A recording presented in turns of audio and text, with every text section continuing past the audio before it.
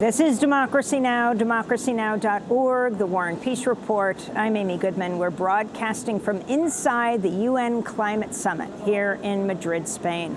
As world leaders have gathered here to address the climate crisis, massive wildfires have engulfed Australia in flames and smoke.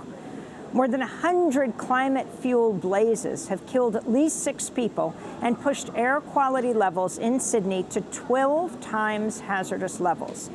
This year is the worst wildfire season in Australia's history. On Wednesday, thousands braved toxic black smoke and extreme air pollution to protest the government's climate inaction outside Sydney's town hall. We are here because we care about the future of our children and their children's children. Yes, we do.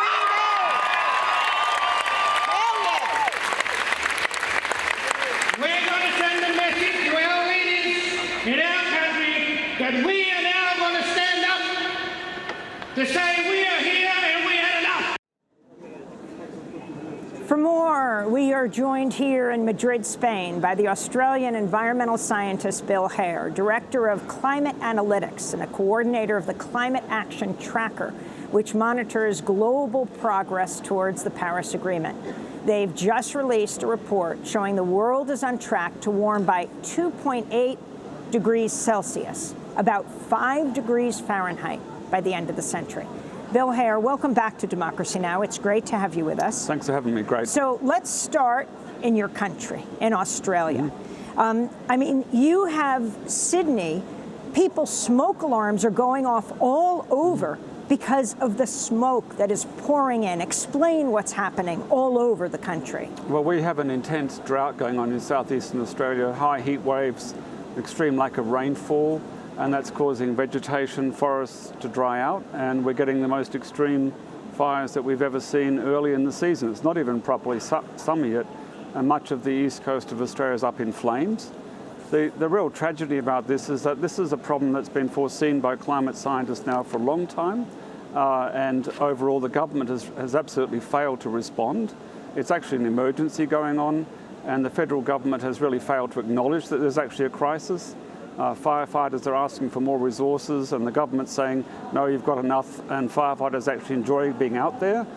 So people are really entitled to be extremely angry in Australia about the lack of action by the government and the lack of real concern demonstrated by it towards the extreme dangers that we're facing. It's not just fires, we actually have extreme water shortages emerging. Sydney's moving to high stage water restrictions. Places on the south coast of New South Wales that have never really been dry are simply beginning to run out of water. And inland, towns are having to ship in water or find emergency sources of water. We've never seen anything like it. And again, it's a tragedy because this is a crisis that's been foretold by the scientific community, in some cases for decades. Can you talk about the areas that are hardest hit? Well, one of the things that's most upsetting, actually, is the areas that are really hard hit should never actually be burning. In some cases, they haven't burnt, in the case of forests, for several 100,000 years in a few cases. And these areas are normally wet, they're moist, they're amongst the greenest parts of Australia, and they're simply drying out with this extensive drought. They're beautiful parts of the country where people's lifestyles are the classic Australian thing, lit out in the bush, enjoying nature in small towns, and they're simply going up in smoke. So can you talk about the connection between these fires and global warming? Well, as the world is warming, we're seeing higher temperatures, we're seeing more extensive droughts, we're seeing declines of rainfall, and this is causing vegetation to dry out and create conditions where early season burns are happening. Australia's not the only place. We've seen the record destructive fires in California and other parts of the world in the last year. So it's not as though it's an isolated phenomenon. We know it's caused by climate change, we know the linkage, and we know what we need to do about it, which is to reduce emissions globally so that we get onto a pathway to limit warming to 1.5 degrees, the limit that's embedded in the Paris Agreement. Scott Morrison, your Prime Minister, very much it sounds like from the U.S. end in line with President Trump. Would you call him a climate change denier? What have been his policies, and what are the Australian people saying to him now? Well, Scott Morrison is beginning to acknowledge that climate change exists, but in many senses he remains a climate denier, because a modern climate denier also denies the need to do anything about problems. And in this case, Scott Morrison is denying the need to actually go further. And worse, he keeps claiming that Australia is actually reducing its emissions when it's not. He keeps claiming that Australia is going to meet the Paris Agreement goals it set when it's not. And it's basically resorting to accounting tricks and tactics to actually make the case Australia doesn't have to do anything. In fact, Australia is relying on a 30-year-old accounting trick in this place, at this COP in Madrid, to say we don't have to do any more. Bill Hare, you have just released a report. Can you talk about what you found? Well, the report we've released is one we do annually for the Climate Action Tracker, which is a project with the New Climate Institute. And we show the total effect of what countries are promising and actually doing in the real economy. And what we show with this report is that with current policies put all together around the world, we're heading towards 3 degrees warming, maybe more. In other words, we're not seeing any real progress on reducing emissions. There are some bright spots. That's true. The growth of renewables, etc., is happening. We see some countries, mainly poor ones, moving forward. But the larger emitters are actually failing to really take action. That's what our report is showing, that after many years of negotiations, we're now in a rather depressing situation where at this COP here in Madrid, we simply don't see enough ambition. So can you talk about coal? What you talk about the addiction to coal. Who are the worst perpetrators? Well, nearly everyone's been in the coal game. The United States, Great Britain, Australia, China. So the thing that's worrying us now is who is the slowest moving out of coal. We see already some progress in China in the last few years, but that's flattened off. So we have reservations about the growth of coal in China. It should be going down. It's stabilizing. If it doesn't go down, we're in big trouble. We're seeing countries like Australia continue to promote actively, vigorously, the growth of the global coal market. There are plenty of countries that are basically not moving forward. The UK has a bright spot, phasing out coal in 2023. There are others that are moving forward as well. We also see, a global leader, if you like, on renewable energy like India, potentially moving into a Paris Agreement compatible goal. But a concern out there is India's extensive plans for coal investment. If India goes forward with that, there's simply no way that India can be Paris compatible, or that the world can limit warming to 1.5 degrees. Well, Bill Hare, President Trump says he's pulling the U.S. out of this Paris climate agreement. We just played former Mayor Bloomberg refusing to take questions at his press availability yesterday, but he said, I'm here because the White House isn't. In fact, the White House is here behind the scenes. What is the U.S. doing, and what is the effect of the U.S. pulling out? Well, I think that for the first time in this COP, I think I can see rather extensive negative consequences from the US withdrawal. I think it's beginning to sink in. So a lot of countries that would rather not do anything, or countries that are going slow, are finding the US pull out as an excuse to amplify that message and to say, well, if the US is out, we shouldn't move forward. So that's having quite a negative effect now.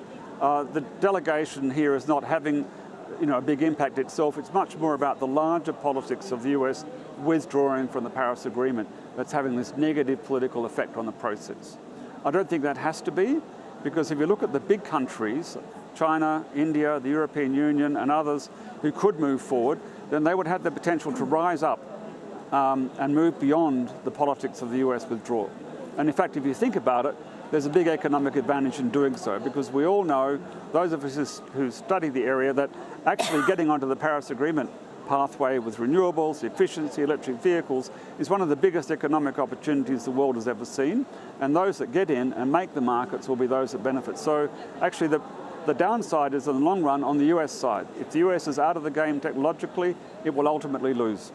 So Bill Hare, you're a scientist and you run climate analytics, but the level of protest here, young people, indigenous elders, people from all over the world, Can you talk about what this means for scientists right now? Is this an unusual nexus of people that perhaps you didn't value as much before?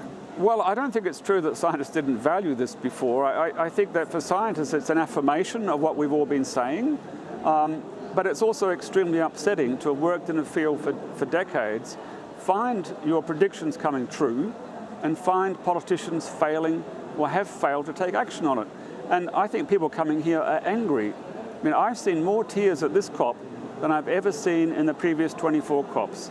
This is the crying COP. We're having people coming from small island states whose islands are going under, absolutely devastated, almost panicking about the state of the threat they face. And we're seeing many others, the youth, etc., coming extremely upset that what they've learned about climate change, what they've learned the politicians already knew and have done nothing about, and nothing has happened. So they're entitled to be angry and upset, and I think we can all hope that this translates into political pressure on governments to actually do something. Have any developed countries met their goals, and what about the developing world? Well, a number of countries are coming close to meeting their goals. The European Union is close. And the question is, are the goals adequate? And the answer is, in nearly all cases, the goals are not. In developing countries, some are also getting close to their goals, like India is on a 2-degree pathway. It's getting close to doing that, maybe even going better. So yes, there are positive examples that are working, but the bigger picture is in general not. It's just not moving fast enough. Glasgow, what do you want to see happening this next year before the Glasgow UN COP is the 5-year review of the Paris Climate Agreement. Yes. It's a major global moment, 2020. We agreed in Paris that all countries would put forward more ambitious national targets in order to get close to the Paris goal. So we really have to make, when it comes to climate ambition, the sun shine in Glasgow at the end of 2020. There has to be a major global movement next year to encourage, compel, if you like, countries to come up with really big improvements in their ambition. Because if we don't see that happen in Glasgow, then I think people are entitled to be extremely pessimistic about our ability to solve this entire problem. Are you concerned about going back to Australia? I'm very concerned, and I find the situation in Australia very upsetting, and many do. I think people are really angry. I'm concerned about what's happening to the environment. It's simply devastating. You've talked about forest fires, but our coral reefs are going under. The Great Barrier Reef on the west coast, the lesser-known Ningaloo Reef, and north are going under from coral bleaching. We're seeing enormous problems happening with biodiversity. We have 400 kilometres of dead mangroves in the Gulf of Carpentaria. The scientists in my community are saying we're beginning to see ecosystem collapse. But what we're not seeing is political leadership from either of the major parties. The Scott Morrison party is in denial on climate change. The Labor Party is trying to have a bet either way. Which side of history do they want to be on? The right side or the wrong side? And they're having a bet either way. So one day they talk about doing something about climate change. The next day they talk about coal exports as being the future for our economy, which it simply cannot be if we're going to solve this problem. Bill Hare, I want to thank you so much for being with us as the director. He is the director of climate analytics, visiting scientist at Potsdam Institute for Climate Impact Research, one of the coordinators of the Climate Action Tracker, which monitors global progress toward the Paris Agreement, from Australia. When we come back in the United States, the House has introduced articles of impeachment against President Trump. We'll speak with California Congressmember Ro Khanna. Stay with us.